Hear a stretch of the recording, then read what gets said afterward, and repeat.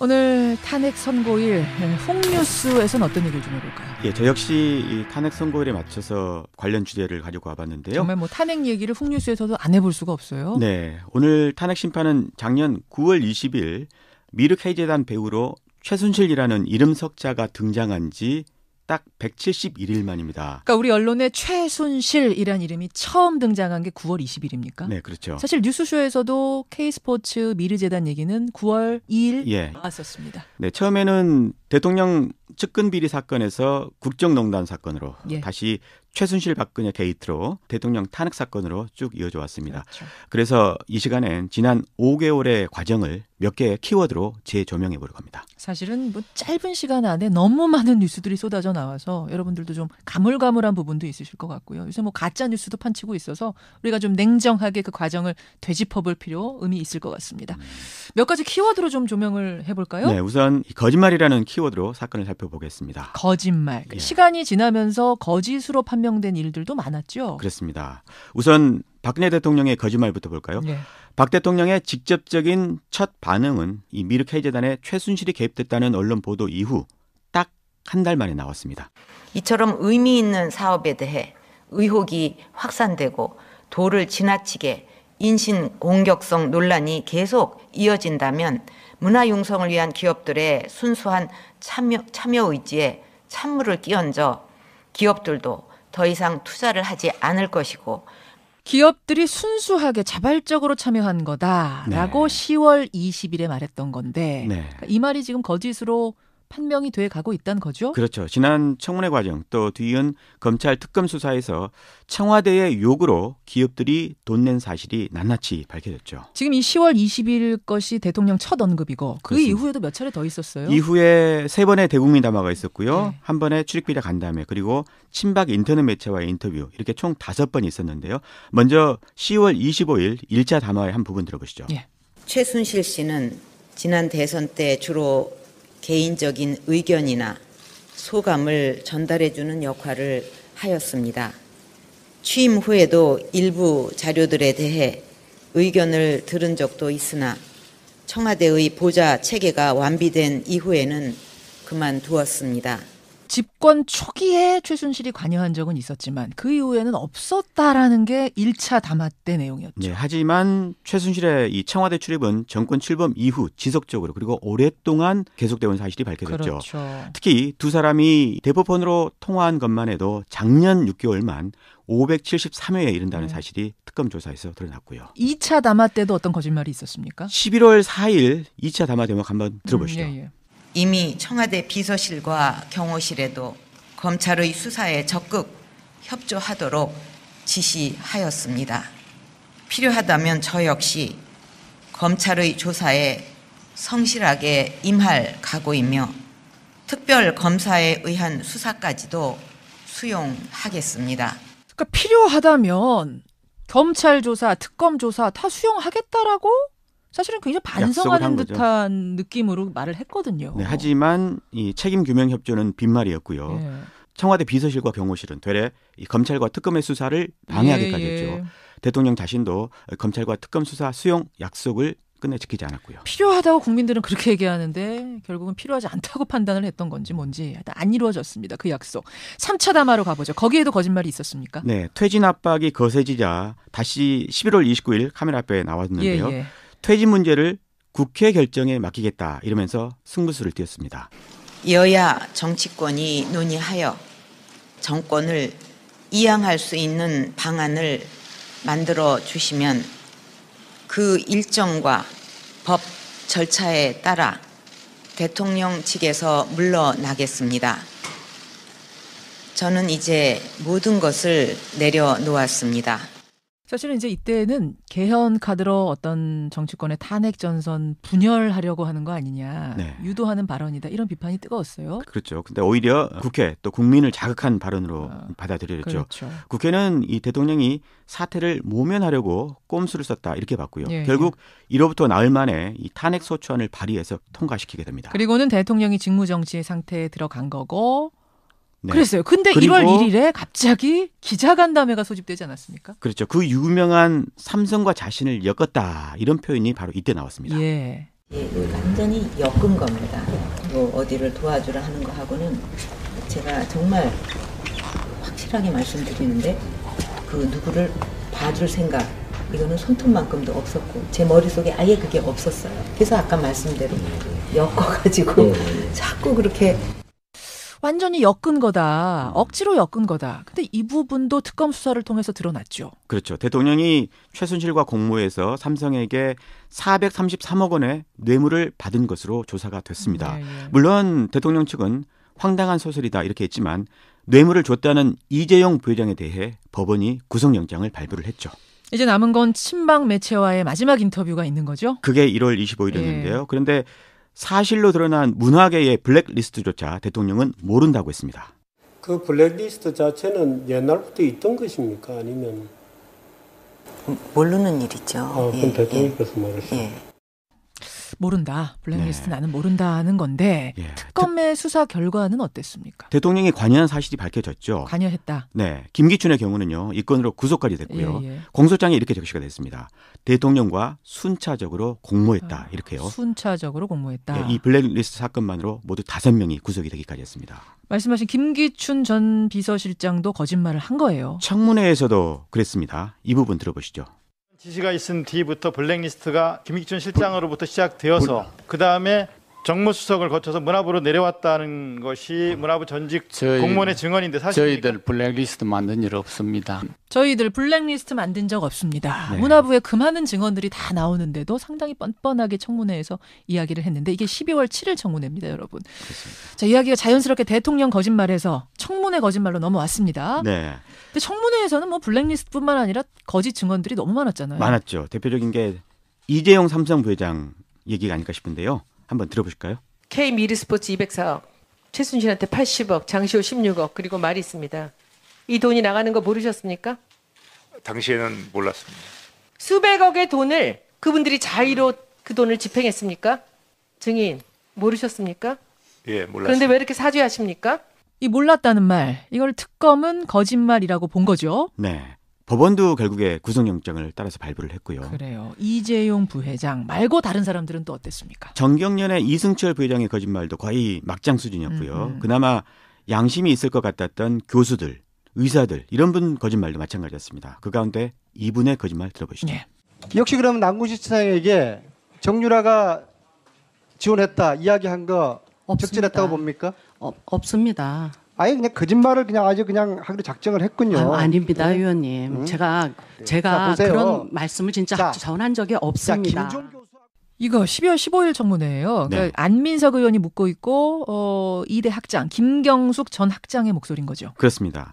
이분 침도 바르지 않고 거짓말한다는 말이 딱 어울릴 모습이 아니었나 싶은데요. 이 밖에도 의사인 김영재, 정기양, 이임순도요. 청문회에서 거짓말을 한 게 들통이 나서 전부 그 후에 기소가 됐습니다. 위증 혐의도 그럼 받는 거예요? 그렇습니다. 이번에 특검이요. 국회 위증 혐의로 기소한 사람만 모두 13명이 됩니다. 13명. 대통령 제외하고 13명. 네. 자, 여기까지가 거짓말 부분인 거고 두 번째 키워드는 뭔가요? 두 번째 키워드는 바로 이겁니다. 시민 여러분, 광화문 사거리에서 어느 쪽으로 가야 됩니까? 청와대 방향으로 가야 되지 않겠습니까? 두 번째 키워드 촛불 집회입니까? 네, 촛불 혁명이라고도 하죠. 지난주까지 모두 19차례나 진행이 되어 왔는데 예. 연인원 1,400만 명이 모였으면서도 매번 평화적인 시위로 국민 여론 형성의 길라잡이 역할을 해왔죠. 예. 촛불 집회가 시작된 계기는 대통령 1차 대국민 담화였습니다. 그리고 19차 가운데 클라이맥스는 6차 촛불 집회였습니다. 6차가 언제예요? 12월 3일이었는데요. 12월 3일. 예, 당시 시민들의 음성 들어보시죠. 가장 청와대와 가까운 곳에 가서 박근혜 대통령에게 직접 당신 나가야 된다라고 이야기하는 것이 우리가 갖고 있는 목적이고 지금 우리가 하나라도 힘을 모으는 것이 박근혜 대통령에게 국민의 뜻이 어떻다는 것을 알려주는 좋은 방법이라고 생각합니다. 6차가 왜 클라이막스였죠? 이 6차 촛불 집회 역시요. 대통령의 3차 대국민 담화에 대한 반작용으로 나온 건데요. 역대 가장 많은 230만 명이 거리로 뛰쳐나와서 그렇죠. 청와대 앞 100m 앞까지 행진을 했습니다. 예. 국민들의 분노가 극에 달한 거죠. 이 6차 촛불 집회에 힘을 받아서 국회 탄핵소추안이 6일 만에 가결이 됐던 겁니다. 12월 9일 가결. 네. 이런 전반적인 국민 여론에 저항하는 움직임도 있었잖아요. 그랬죠. 이 세 번째 국정농단 사건의 키워드 친박의 저항입니다. 세 번째 키워드 친박의 저항. 탄핵 반대 집회의 기원은요. 작년 11월 12일 박사모가 주축이 된 촛불 집회에 대한 맞불 집회였습니다. 예. 그 이후 모두 16차례나 진행이 되어 왔습니다. 그때마다 등장한 게 순진한 국민들을 현혹시킨 가짜 뉴스였죠. 가짜 뉴스. 예, 한 대목 들어보시죠. 예. 거짓말, 왜곡 전부 늘어놓고 사과 정정 보도 하나 없이 아니면 말고 합니다. 쓰레기 수준입니다, 여러분. 이 종편 언론 다 이번 3월 말에 폐지해야 됩니다. 언론들이 거짓말을 했다 이런 주장이에요? 거짓말을 했다면 벌써 문제가 됐겠죠. 아무 죄도 없는 문학의 인사들까지 탄압하고 박해했던 이 정권이 가만히 놔뒀을 리가 있겠습니까? 예. 사실은 이제 사람들 동원한 거 아니냐라는 의혹도 계속 있었어요. 최근에는 실제로 집회 규모가 상당히 커졌거든요. 예. 탄핵 반대 집회는 3인이 주축이라고 합니다. 노인, 교인, 군인 이렇게 3인이요. 예. 노인은 박사모를 일컫고요. 교인은 일부 대형교회 목사들 또는 사이비 종교에서 동원한 교인들입니다. 또 한 세력이 군인이라는 거죠. 퇴역 군인들을 말하는데요. 군가도 틀고 또 거수경례도 하고 마치 쿠데타라도 난 느낌을 받게 되는데요. 어떤 상황인지 현장 한번 들어보시죠. 예.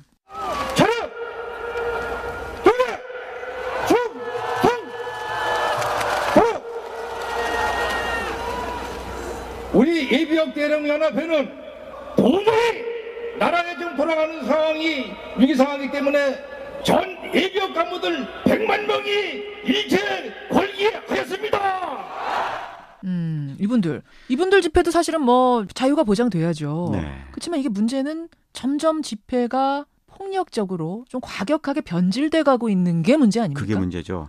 헌재 재판관들이나 특검의 주거지 여기서 이제 백색 테러를 암시하기도 하고요. 예. 실제로 무력 시위를 벌이기도 했는데요. 그랬어요. 지난달 24일 박영수 특검의 집 앞 상황 들어보시죠. 특검이 끝나면 민간인입니다. 민간인. 맞습니다. 그럼 당신 언제 딸지 몰라. 박영수 처단. 박영수 처단. 박영수 박살. 박영수 박살. 잠깐만요. 사실 박영수 특검 집 앞에서 시위가 있다는 얘기를 제가 여러 번 전해드렸는데 네. 현장의 목소리를 들으니까 소름이 끼칠 정도인데요. 박영수 처단, 박영수 박살 이런 구호가 등장했어요. 요것 말고 더한 구호도 굉장히 많은데요.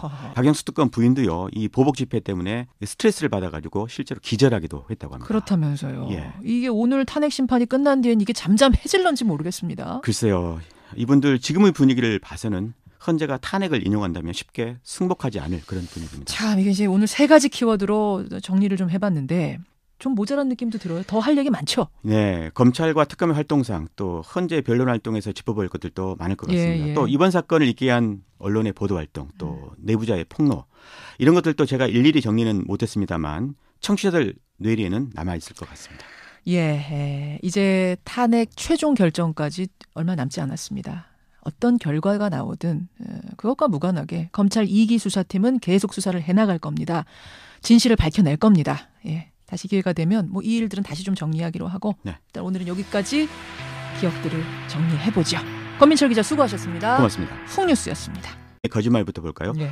박 대통령의 직접적인 첫 반응은 이 미르 K재단에 최순실이 개입됐다는 언론 보도 이후 딱 한 달 만에 나왔습니다. 이처럼 의미 있는 사업에 대해 의혹이 확산되고 도를 지나치게 인신 공격성 논란이 계속 이어진다면 문화 융성을 위한 기업들의 순수한 참여 의지에 찬물을 끼얹어 기업들도 더 이상 투자를 하지 않을 것이고 기업들이 순수하게 자발적으로 참여한 거다라고 10월 20일에 말했던 건데 그러니까 이 말이 지금 거짓으로 판명이 돼 가고 있다는 거죠? 그렇죠. 지난 청문회 과정 또 뒤이은 검찰 특검 수사에서 청와대의 요구로 기업들이 돈 낸 사실이 낱낱이 밝혀졌죠. 지금 이 10월 20일 것이 대통령 첫 언급이고 그 그렇습니다. 이후에도 몇 차례 더 있었어요? 이후에 3번의 대국민 담화가 있었고요. 한 번의 출입기자 간담회 그리고 친박 인터넷 매체와의 인터뷰 이렇게 총 5번이 있었는데요. 먼저 10월 25일 1차 담화의 한 부분 들어보시죠. 최순실 씨는 지난 대선 때 주로 개인적인 의견이나 소감을 전달해주는 오늘 탄핵 선고일 홍뉴스에서는 어떤 얘기를 좀 해볼까요? 예, 저 역시 이 탄핵 선고일에 맞춰서 관련 주제를 가지고 와봤는데요. 정말 뭐 탄핵 얘기를 홍뉴스에서도 안 해볼 수가 없어요. 네, 오늘 탄핵 심판은 작년 9월 20일 미륵 K재단 배우로 최순실이라는 이름 석자가 등장한 지 딱 171일 만입니다. 그러니까 우리 언론에 최순실이라는 이름이 처음 등장한 게 9월 20일입니까? 네, 그렇죠. 사실 뉴스쇼에서도 K스포츠 미르재단 얘기는 9월 2일 나왔었습니다. 네, 처음에는 대통령 측근 비리 사건에서 국정농단 사건으로 다시 최순실 박근혜 게이트로 대통령 탄핵 사건으로 쭉 이어져 왔습니다. 그렇죠. 그래서 이 시간엔 지난 5개월의 과정을 몇 개의 키워드로 재조명해 보려고 합니다. 사실은 뭐 짧은 시간 안에 너무 많은 뉴스들이 쏟아져 나와서 여러분들도 좀 가물가물한 부분도 있으실 것 같고요. 요새 뭐 가짜 뉴스도 판치고 있어서 우리가 좀 냉정하게 그 과정을 되짚어볼 의미 있을 것 같습니다. 몇 가지 키워드로 좀 조명을 해볼까요? 네, 우선 거짓말이라는 키워드로 사건을 살펴보겠습니다. 거짓말. 시간이 지나면서 거짓으로 판명된 일들도 많았죠. 그렇습니다. 우선 박근혜 대통령의 말을 했거든요. 네, 하지만 이 책임 규명 협조는 빈말이었고요. 청와대 비서실과 경호실은 되레 이 검찰과 특검의 수사를 방해하기까지 했죠. 대통령 자신도 검찰과 특검 수사 수용 약속을 끝내 지키지 않았고요. 필요하다고 국민들은 그렇게 얘기하는데 결국은 필요하지 않다고 판단을 했던 건지 뭔지 안 이루어졌습니다. 그 약속. 3차 담화로 가보죠. 거기에도 거짓말이 있었습니까? 네. 퇴진 압박이 거세지자 다시 11월 29일 카메라 앞에 나왔는데요. 퇴진 문제를 국회 결정에 맡기겠다 이러면서 승부수를 띄웠습니다. 여야 정치권이 논의하여 정권을 이양할 수 있는 방안을 만들어 주시면 그 일정과 법 절차에 따라 대통령 측에서 물러나겠습니다. 저는 이제 모든 것을 내려놓았습니다. 사실은 이제 이때는 개헌 카드로 어떤 정치권의 탄핵 전선 분열하려고 하는 거 아니냐, 유도하는 발언이다 이런 비판이 뜨거웠어요. 그렇죠. 근데 오히려 국회 또 국민을 자극한 발언으로 받아들여졌죠. 그렇죠. 국회는 이 대통령이 사태를 모면하려고 녹화를 하였습니다. 취임 후에도 일부 자료들에 대해 의견을 들은 적도 있으나 청와대의 보좌 체계가 완비된 이후에는 그만두었습니다. 집권 초기에 최순실이 관여한 적은 있었지만 그 이후에는 없었다라는 게 1차 담화 때 내용이었죠. 네, 하지만 최순실의 이 청와대 출입은 정권 출범 이후 지속적으로 그리고 오랫동안 계속되어 온 사실이 밝혀졌죠. 그렇죠. 특히 두 사람이 대포폰으로 통화한 것만 해도 작년 6개월만 573회에 이른다는 사실이 특검 조사에서 드러났고요. 2차 담화 때도 어떤 거짓말이 있었습니까? 11월 4일 2차 담화 대목 한번 들어보시죠. 이미 청와대 비서실과 경호실에도 검찰의 수사에 적극 협조하도록 지시하였습니다.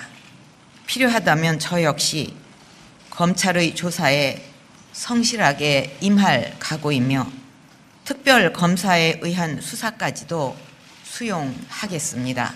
그러니까 필요하다면 검찰 조사, 특검 조사 다 수용하겠다라고 사실은 굉장히 반성하는 듯한 느낌으로 꼼수를 썼다 이렇게 봤고요. 결국 1호부터 나흘 만에 이 탄핵 소추안을 발의해서 통과시키게 됩니다. 그리고는 대통령이 직무정지 상태에 들어간 거고 그랬어요. 근데 1월 1일에 갑자기 기자간담회가 소집되지 않았습니까? 그렇죠. 그 유명한 삼성과 자신을 엮었다 이런 표현이 바로 이때 나왔습니다. 완전히 엮은 겁니다. 뭐 어디를 도와주라 하는 거하고는 제가 정말 확실하게 말씀드리는데 그 누구를 봐줄 생각 이거는 손톱만큼도 없었고 제 머릿속에 아예 그게 없었어요. 그래서 아까 말씀대로 엮어가지고 자꾸 그렇게 완전히 엮은 거다. 억지로 엮은 거다. 근데 이 부분도 특검 수사를 통해서 드러났죠. 그렇죠. 대통령이 최순실과 공모해서 삼성에게 433억 원의 뇌물을 받은 것으로 조사가 됐습니다. 물론 대통령 측은 황당한 소설이다 이렇게 했지만 뇌물을 줬다는 이재용 부회장에 대해 법원이 구속영장을 발부를 했죠. 이제 남은 건 친박 매체와의 마지막 인터뷰가 있는 거죠? 그게 1월 25일이었는데요. 그런데 사실로 드러난 문화계의 블랙리스트조차 대통령은 모른다고 했습니다. 그 블랙리스트